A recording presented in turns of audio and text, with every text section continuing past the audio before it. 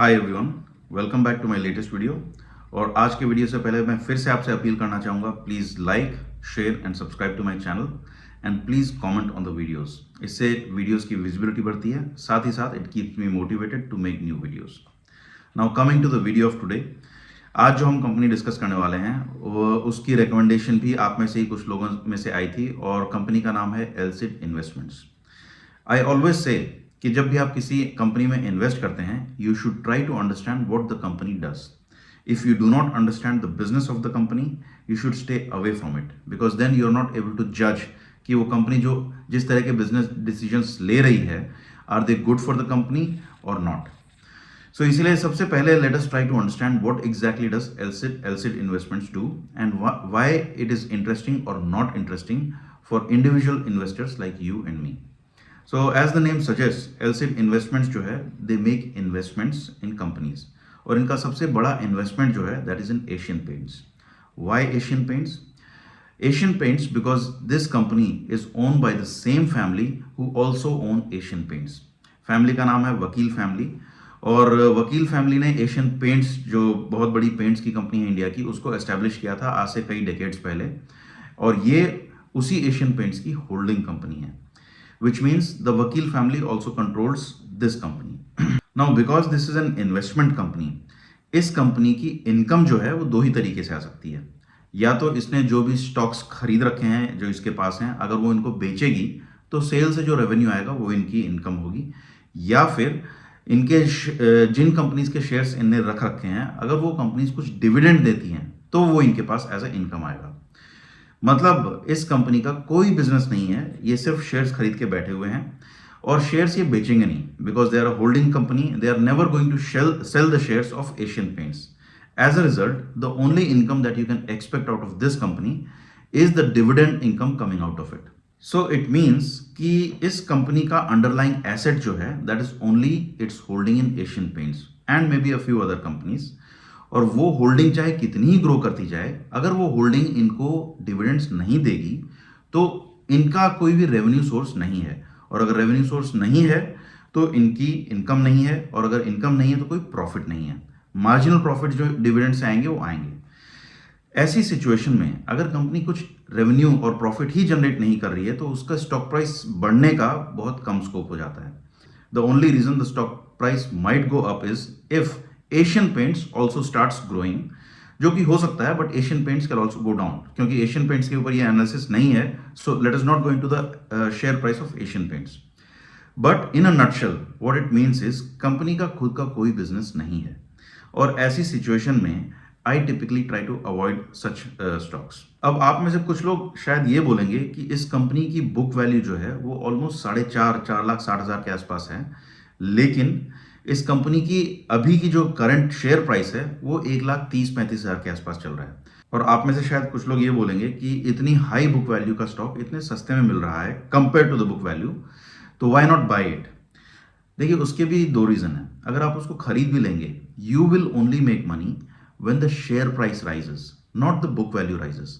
Book value इनकी आज 4.5 लाख है, अगर ये 4.5 लाख बढ़ के 9 लाख 10 लाख भी हो जाती है, लेकिन शेयर प्राइस 1,30,000 के आसपास ही अटका रहता है, तो आप इस पूरे ट्रांजैक्शन में पैसा नहीं बनाएंगे। और इसके हिस्टोरिकल ट्रेंड को अगर देखा जाए तो चांसेस हैं कि इसका शेयर प्राइस बहुत ज़्यादा मूव नहीं करेगा।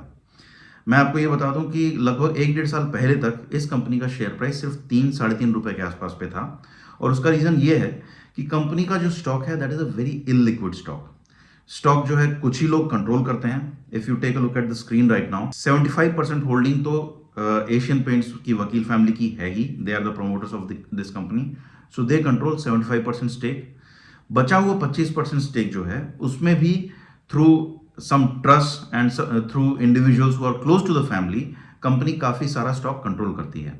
सिर्फ 2,700-800 के आसपास शेयर होल्डर्स हैं, और उसमें भी डिटेल्स हमें नहीं पता है because they are not public information, लेकिन चांसेस आर कि ये 2,700-800 लोग भी इस फैमिली के आसपास के ही लोग होंगे। So this family controls almost the entire stake in the company, और जब ऐसी सिचुएशन होती है तो इस कंपनी का शेयर ना तो बिकेगा ना कोई इसको खरीद पाएगा, and as a result you will not be able to make money in this.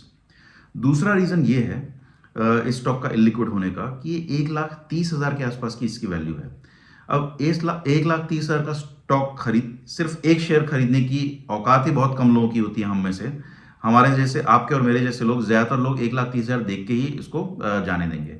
सो उसके कारण भी बहुत सारे इन्वेस्टर्स जो हैं वो इस कंपनी से दूर रहेंगे। तो ऐसी सिचुएशन में जहां कंपनी का स्टॉक प्राइस मूव ही नहीं करेगा, तो आपके मेरे जैसे लोग इस कंपनी में एंटर करके क्या ही करेंगे। From that point of view also it is not a very wise investment. Lastly, because it is a investment company, अभी तो इन्हें by and large Asian Paints इनकी सबसे बड़ी होल्डिंग है, लेकिन एक रीसेंट न्यूज रिपोर्ट के चलते which you can see on the screen, इनने जेप्टो जो स्टार्टअप है उसमें भी इन्वेस्ट किया है। अब जेप्टो इन्वेस्टमेंट जो है that can actually pay off. So there is a good chance कि अगर जेप्टो सर्वाइव कर जाता है, लिस्ट हो जाता है लॉन्ग टर्म में, तो वो सारी वैल्यू जो एक्यूमुलेट होगी जेप्टो में, वो it will start flowing to this company as well. लेकिन उस इन्वेस्टमेंट का भी आपको as a individual share holder बहुत ज़्यादा बेनिफिट नहीं होगा, क्योंकि आपको बेनिफिट तभी होगा जब इस कंपनी के शेयर बिकेंगे, और वो होता मुझे कम ही नजर आ रहा है। So, from all perspectives, irrespective of how the company does and how its investments do, we as individual investments cannot make much money in this company.